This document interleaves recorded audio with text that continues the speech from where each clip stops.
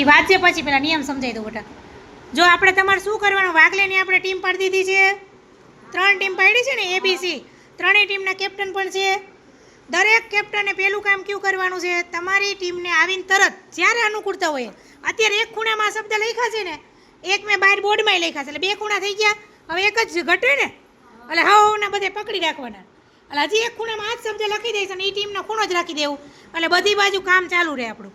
તો શું કરવાનું, પહેલેથી શબ્દ વચાવવાના છે. દાખલા તરીકે વાંચતો બેટા. હા બસ જો માની લ્યો કે અહીંયા અલવાજ છે, વેરાવળે અટકો, એનો મતલબ શું થયો કે એને એક માત્રાવાળા શબ્દ આવડતા નથી. તો હવે તમારે શું કરવાનું છે, બહાર બોર્ડમાં આપણે બધા શબ્દો લગાડેલા છે, હજી હું ક્યુ કાર્ડ છે ને એ લખી નાખીશ. હવે અલવાજ આવો માર ભેગો. જો વેરાવળવાળા શબ્દ તને ક્યાં કાર્ડમાંથી મળશે, ગોતી દે મને. મીન્સ કે એક માત્રાવાળા તારે કરવાના છે, તો ક્યાં છે, તો ક્યાં અટકો છો જોઈ લે. હા એટલે તારે શું કરવાનું છે, 4 નંબરનું કાર્ડ જ તૈયાર પહેલાં કરવાનું. તને 4 નંબર આવડી જાય પછી 5 નંબર ઉપર જવાનું છે. રેડી? આવી જાય.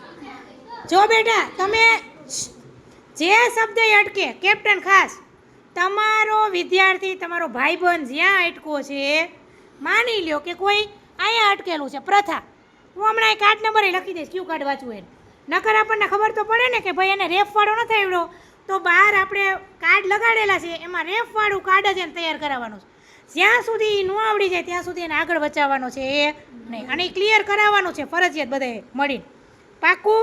રેડી? પહેલું કામ શું કરવાનું, આવીને તરત શબ્દો વાંચવાના, જે જ્યાં અટકું છે એને કહી દેવાનું તું બારી કાઢ, વાંચવા વહી જા. પણ એ વચાવવું કોને પડશે, આપણે જ.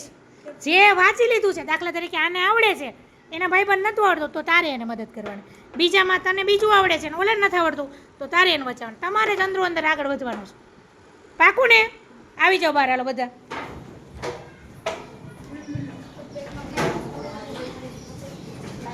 અહીંયા પણ શબ્દ આપેલા છે, જોયા?